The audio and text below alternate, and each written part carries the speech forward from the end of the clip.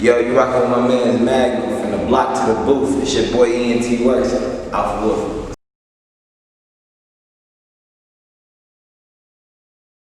What it do, what's the deal? I go by the name, it's Magnum. You tuned in to another episode from the block to the booth. I got a special guest on the show today. We in his building at the studio right now. ENT Works, what it do, bro? What's the deal, man? How you feeling, bro? Shout out Alpha Wolf. Appreciating this right now, man. Hell yeah, bro. Like, tell everybody may not know about you, bro. Like, tell everybody where you from, where you grew up at, bro. Alright, man, what's going on? It's your man's ENT Works. I reside from the east side, 7 Mile, John R area. Moms and pops, they're from Dexter and Davidson. You know what I'm saying? Richmond, Oswego area. Right. So I kind of bounced from east to west, but you know. Yeah, man, 7 Mile, John R, 7 Mile Wood, that's like the home, man, 4203. I'm from the east, man. So like, what? I know you wear more than one hat, but we gonna start here first. Like, far as like, when did you start rapping? Actually, I started at like 12 and a half. Okay. And what it was, it was some fun shit, you know what I'm saying? I was just one of them kids, you know, get your allowance. Oh, we buy candy, we buy all this other stuff. One of my friends put me up on the studio. I'm like, wait, I can go somewhere and they can record me? Right. Yeah. A year and a half later, I got a little more serious. I jumped into the group with my cousins called pt1, and then from there, it just took off. Like, I just was like, at some point, this shit gotta get serious. I knew when I stopped paying attention to school. I knew when I stopped caring about what other things were going on in my life. Right. People want to play video game stuff. I'm somewhere listening to beats. I'm somewhere doing dance moves and learning shit that was going on with the music industry at, you know what I'm saying, at a young age. So like I said, that was when I was 13. Right. 12 and a half, I was already just like having fun with it. Pay a couple dollars here and there. Then 14, my cousin was like, bro, you gotta be serious. You got potential, you know what I'm saying, situation on your hands. So for now, I just took off with the music and it's been about, what, 11 years now? But like, we gonna go back up a little bit from 11 years. Like, when you first started, like, did your people in your household, I know your cousins, but like, did moms, aunties, sisters, cousins, like, had a support that your other little cousins had? Actually, my cousins that I started the group with, they was a little older. I was, like I said, I was like 13, 14 around that time. They was already 17, 18, 19. Okay, so they was in shit already. Just getting in it. And the fun fact about it, like, if we can put it on record, when we started when they started the group, rather say, it was our cousins. They called our Yay team, Cardi Boys. I don't know if you remember. I remember that. Yeah, I remember Cardi. Shout out to Cardi Boys. I remember that. Yeah, that's family and shit. You know what I'm saying? They wanted to make a parody group with them because our group, you know, they about Cartier, they about, you know, just living lavish, niggas, we them niggas. We was description team. That's what the P team was for. And we was literally just like cool ass niggas from the hood, skate, you know what I'm saying? While the whole time our cousins, them niggas pulling up on the Ace and shit like that, you know, they doing their thing. Right. We don't want to be, you know what I'm saying? Yeah, but those are cousins, yeah, them niggas, and yeah, we still thinking about our shit, but we want to wear cool ass glasses and skateboard and tell you how we like, we fucking awesome. Right. But like, honestly, moms and them, nah, they weren't fucking with it until we got our first show. I'm gonna tell you that for sure. When we got our first show, they was like, oh, everybody gotta come. And this works his first show, After that, it was like, boy, you better have your ass home at midnight. I don't give a fuck what show. At least you was strict on your love that, you feel me? She gave you that midnight. A lot of people don't even get that. Especially, that means she still support you, but once you in the house, you need to be done with everything. Yeah, but I'm gonna say this though, honestly. I get home at midnight, let's say it's Monday, right? I won't be back out the house till at least Thursday, Friday, because she like, oh, you think you about to make this a habit? Right. Oh, you think you finna do this? You think you finna do that? But then after it really took off a little more, she was like, lenient more. Yeah, it was more like, all right, well, since you think you're grown, you know what I'm saying? Go do your grown thing. Right. Just know you safe. Just know you protected. You know you good. But other than that, it's like, you better pay attention to school. But around this time, I was in CAS. You know what I'm saying? Yeah. Little fun fact, I just got accepted in the CAS tech. So, make a long story short, she was like, I want you to continue going down the school route because that's something different. Nobody's ever graduated, not even alone in the family, but alone from CAS Tech, one of the top schools. Right. Fuck music. What are you doing? You better go get on a band. Right. Better go join the orchestra team. Better go the choir, glee, somebody. I'm like, no, I want to rap. Okay. Well, you can sit your ass in your room until you figure out if you want to rap or go to school. But look, cut you off right there. Yeah. Why do they always do that to us, like our parents? Because they feel like they already know what it takes to even try to get to that point, or they just don't want us to fall in that era to where we fucking all the bitches, taking all the drugs. Like, which one is it? Is it a battle of both? I think, because I actually had a talk with both my mom and dad in a sense about that. I was like, so why y'all always did it from me, but y'all, like you said, y'all appreciated what I was doing, but y'all not condoning it, y'all not saying, hey, you need some money on some studio time. I think what it was though, because like my lifestyle itself, I come from, you know, that hard time, hardcore, crazy shit. She was like, you ain't gonna do nothing but fall right down that same road. Might as well take this different route. You done had cousins, and prime example, you done had cousins that do music. Your daddy was a DJ, your daddy used to rap. Back in the day, he had a group. You see where we still at? Right. Do you not see what this music gonna do? Name a person in the family that actually graduated though. Okay, and if they did graduate, what they do? I'm like, ain't nobody graduated. Like, so that tells you what they did already. Right. Family can just get knocked up or get locked up. Go to school. You don't want that lifestyle because you're gonna be out here. So she was strict with the shit. Or they were strict with the shit. I ain't gonna lie, like, I'm not one of the people that's gonna play the role. Mom was there, dad was out. But Pops was a rope star. You know what I mean? That nigga was on the move. But he always made sure. If I call you, you better answer. He was always there with it though. Mom, same thing, but at the same time, like I said, they grew up young. I mean, they grew up fast when they was young too. So it was like, I kind of know where you going. Just don't do that. Right. But at the same time, it was like, all right, whatever the fuck you doing, bye. You grown, remember?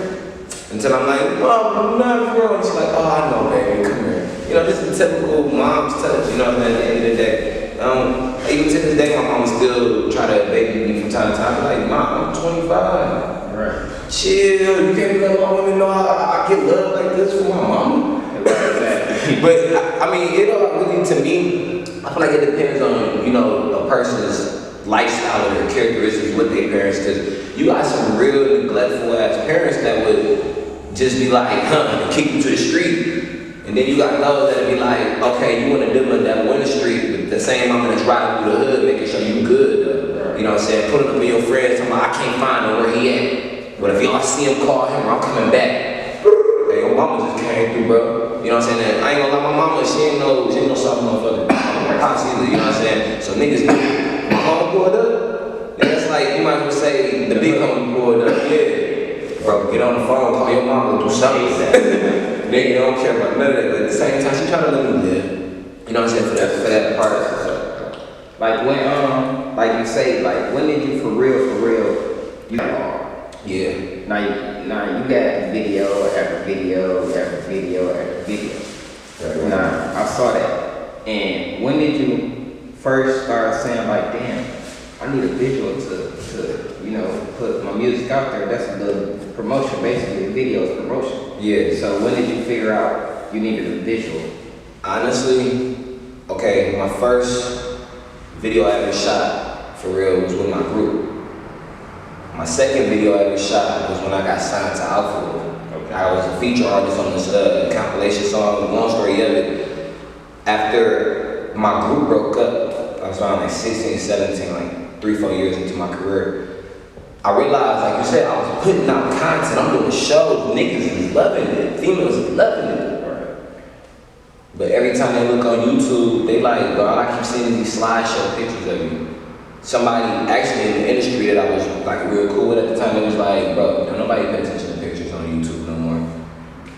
Get your face out there. Get your brand out there. Do what you gotta do. So I took the chance and was like, man, somewhere along the line I gotta do it. But really, it took me an extra 2-3 years, even besides that, and me just constantly doing it, till my CEO nerd got in my ass and was like, bro, I just got a camera. We be shooting tonight. Get a song, we shooting. And from there, it just took off, because it was like, it felt fun doing that shit. Like, I don't mind going to people, you know what I'm saying, video shoots and all that either. Right. So, after I realized how much fun it is when you that person in front of everybody, do video after video after video. I'm trying to link with people. I'm trying to do everything. Hell yeah. So yeah, I think that's what it took. It took for me really to just grow up with the music really.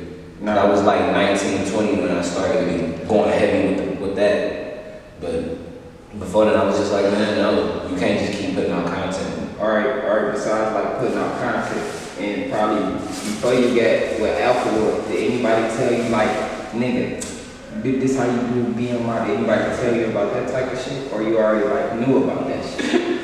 Honestly, I knew about BMI and ASCAP. All the extra shit. Only reason why was because before I got signed to Alpha, my cousin and them, they was really just getting hip on the business and how to do things. They was realizing how to do all, channel setups and all that plug. It was like, y'all heard about this shit called copyrights? I'm young, I don't know shit about copyright. I don't know if anything, copyrights mean the rights for them not to mess with your content. They like, yeah, we need that for our music though. I instantly hopped on it. And from there, I learned a little more rocking with, with the label, because Nerve is a real ministry man. He put me up on all the situations. But he was like, yeah, you gotta have paperwork right out here, bro. But they ain't even gonna be bothered.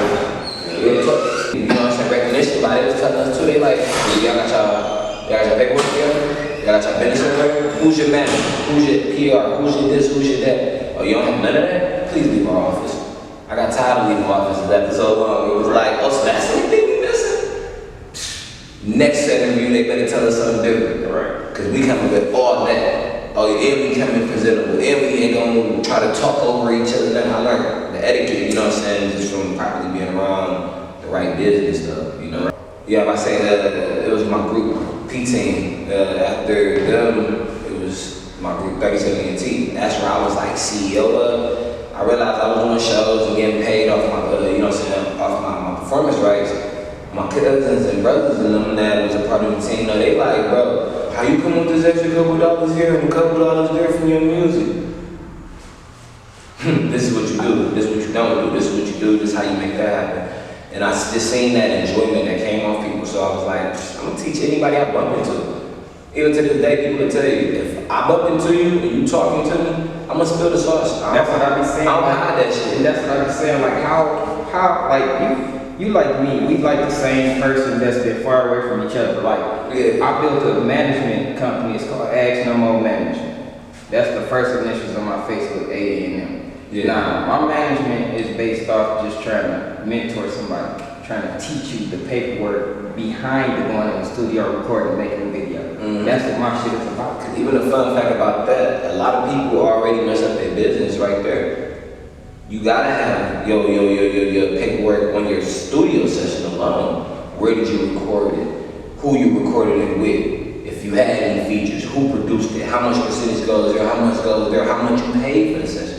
Some people don't even know that's already gonna be legitimately done right there. That probably be done, all that shit. But some people look past that and just be like, hey bro, you got a cool studio, how much you charging for? That's our paperwork. Right.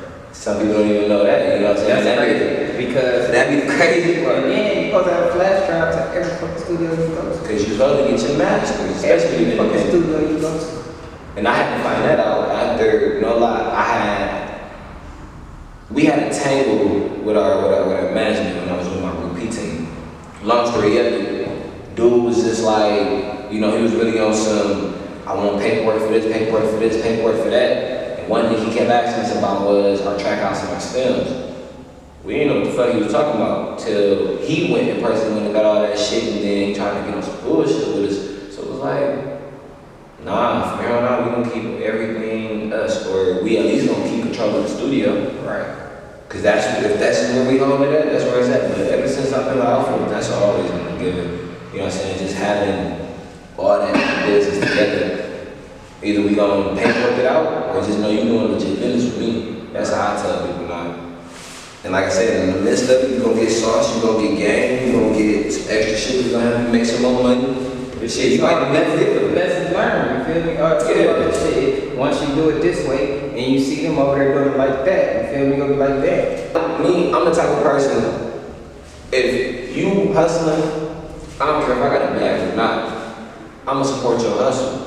Because if anything, I would appreciate if you support my hustle right back. Because I got a bag and you know you got a bag, so why don't we just, so, you know, yeah, because just like, that's how a lot of the, you know what I'm saying, the street people do it a lot, you know what I'm saying, since they will have a person that does this, a person that's good for that, and then good for that, and if they all play that role, they all come up together. Yeah, and, like how do you feel since you said that right there? Like how do you feel like about today's Detroit hip hop culture?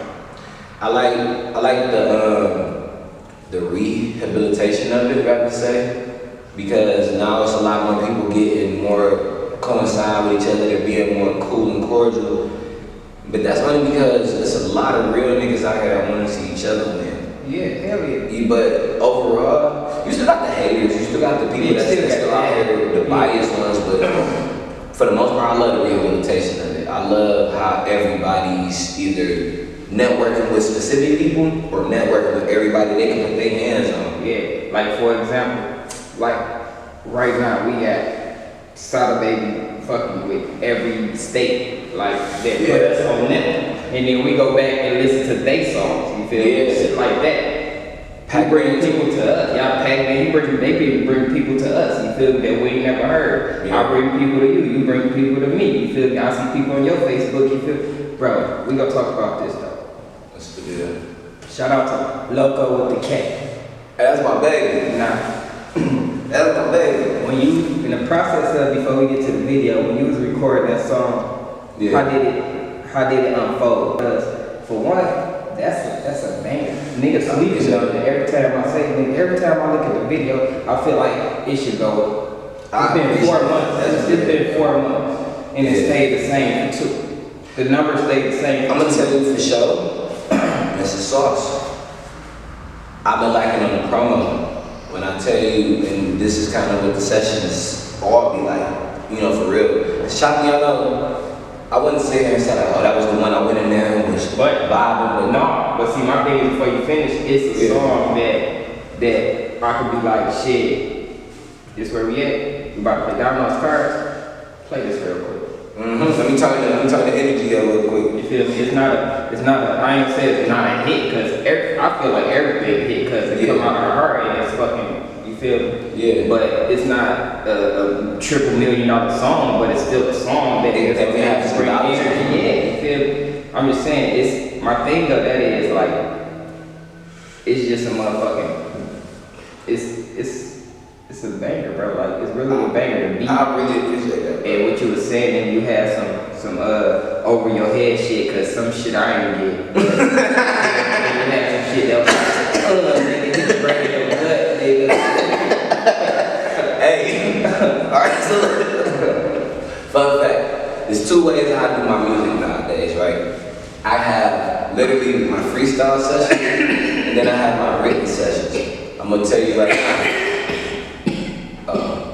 Hey, make sure y'all roll y'all when y'all watch this. We definitely need to do that. Right. But as far as that situation, like I say, freestyle or written. When I'm writing, I'm serious. I'm really trying to get there in that mode. I'm trying to make you be like, run that back before the nigga even finish his verse. Hold on, bro, that nigga said, what? If you ain't got that, half the time these people gonna turn the song. That was a freestyle. What I do normally in my freestyle sessions is I just go in that bitch and breathe. I wish I was there. And I did it by myself at like 5, 6 in the morning. But and then I do a lot sometimes that's when your work come out best. Yeah. Sometimes. But like I said, these are different situations to me. Like, I'm the type, I wake up, I got 2, 3, 4 sessions already lined up, whether it's Alpha Wolf or clients or somebody I'm working with, whatever. I might be studio hopping. Right. But either way go, I have a long ass day. Half the time, bro, I don't have, well, as a lady, I ain't having no time to really write. Unless I really sit there and be like, bro, I have to tell somebody something. Right. But Chapiano came, is on some, I was trying to close the night out. I'm gonna be real, I just got done with, I wanna say it was a session with J-Lo. I wanna say it was a Tuesday. And she was like, all right, dropped her song before she left, killed that bitch. I said, I know, you ain't finna just leave the booth like that. Right. Somebody, what you mean? I said, by the time you make it home, I'm gonna have a song, dude. whatever, and left. By the time she called me back and said, hey, I made it, I said, check your email. She like, yeah, there you go. But, you know what I'm saying? It just was one of them, I was just feeling good, feeding off the energy of the team and feeding off the energy that was in the studio, because that's how I make a lot of money music nowadays. Right. Whatever that vibe was that day, you might get that type of song out of it. And it was just go, most importantly. And I got this problem with Detroit music where they have this idea that we all sound the same. Some people don't have a message. So I like to throw storylines within each of my songs. You know what I'm saying? And whatever part of the life I'm at right there. Just like that. I was feeling good. You know what I'm saying? Like I say, the energy, hype, I'm there. Chains on, buff, so I don't know. You know, it got me going. And I was like, oh, I like that bar. Oh, I like that bar. Go. I like that.